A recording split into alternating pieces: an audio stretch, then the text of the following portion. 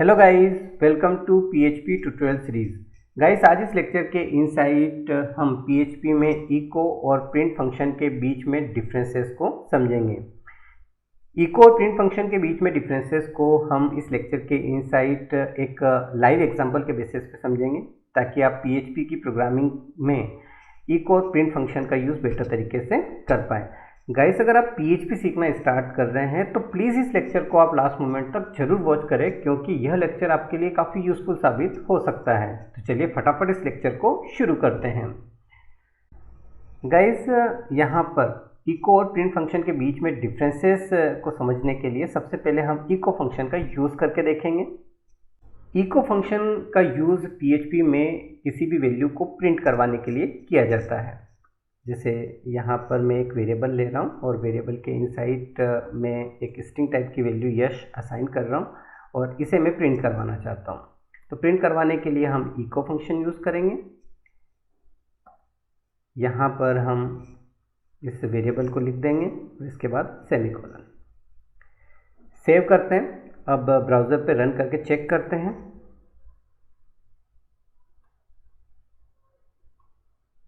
आप देख सकते हैं हमें आउटपुट मिला है यश। यहाँ पर आप किसी भी टाइप की वैल्यू को प्रिंट करवा सकते हैं। जैसे मैं यहाँ वैल्यू बदल देता हूँ, यहाँ मैंने लिखा 10। अब वापस ब्राउज़र पर रन करके चेक करते हैं। तो आप देख सकते हैं हमें यहाँ पर आउटपुट मिला है 10। यहाँ पर अगर पॉइंट में कोई वैल्यू है और उसे आप प्रिंट करवाना चाहते हैं तो ब्राउज़र पर रन करके चेक करते हैं।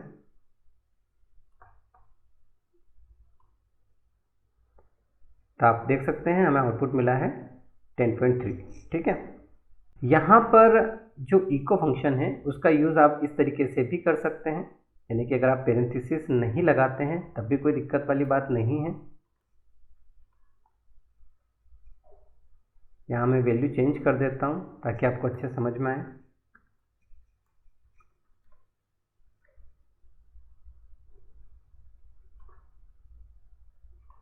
तो आप देख सकते हैं आपको यहाँ पर आउटपुट मिला है यश।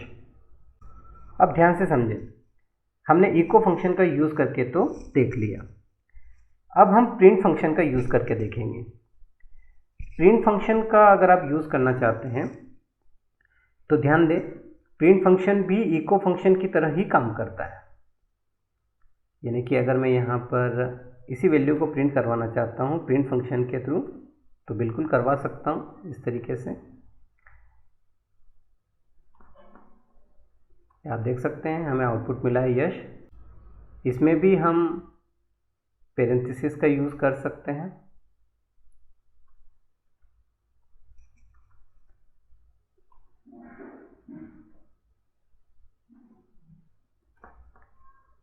आप देख सकते हैं हमें आउटपुट मिला है यश। वैल्यू को चेंज करके बताता हूँ आपको। यहाँ पर मैं लिख देता हूँ 10।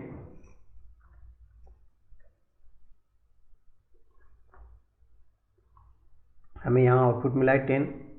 तो गाइस, फिर दोनों में डिफरेंसेस क्या है? क्या डिफरेंस है दोनों में? दोनों ही एक ही तरह का काम कर रहे हैं, तो फिर दोनों में डिफरेंस क्या है? तो एक ही मेजर डिफरेंस है यहाँ पर।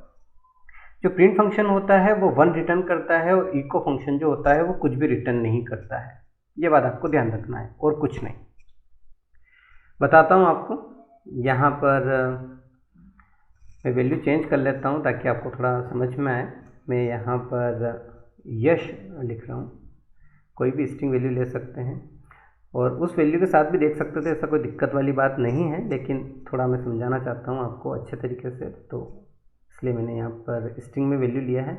अब मैं यहाँ पर इको फंक्शन यूज़ कर रहा हूँ और इसे प्रिंट करवा रहा हूँ। ठीक है। और यहाँ पर डॉट का यूज़ हम करते हैं कॉन्कैटिनेशन के लिए, और जो BR होता है उसका यूज़ करते हैं लाइन को ब्रेक करने के लिए। ठीक है, ये बात ध्यान रखेंगे। मैंने अभी भी कहा कि जो प्रिंट फंक्शन होता है ना वो 1 रिटर्न करता है, यानी कि वैल्यू तो प्रिंट करेगा ही, साथ में 1 भी रिटर्न करेगा अगर आप इसे प्रिंट करवाएंगे तो यहाँ पर हम रीलोड करते हैं। आप देख सकते हैं यश भी प्रिंट हुआ और 1 भी यहाँ पर प्रिंट हुआ है। तो प्रिंट फंक्शन हमेशा 1 रिटर्न करता है।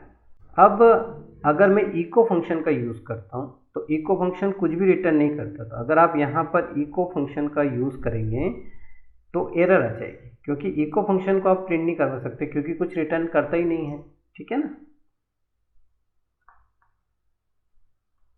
तो ये रीलोड किया हमने, आप देख सकते हैं कि यहाँ पर सिंटेक्स एरर आ चुका है। तो गाइस देखा आपने, जो इको फंक्शन होता है वो कुछ भी रिटर्न नहीं करता है और जो प्रिंट फंक्शन होता है वो 1 रिटर्न करता है। तो दोनों में केवल यही डिफरेंस होता है।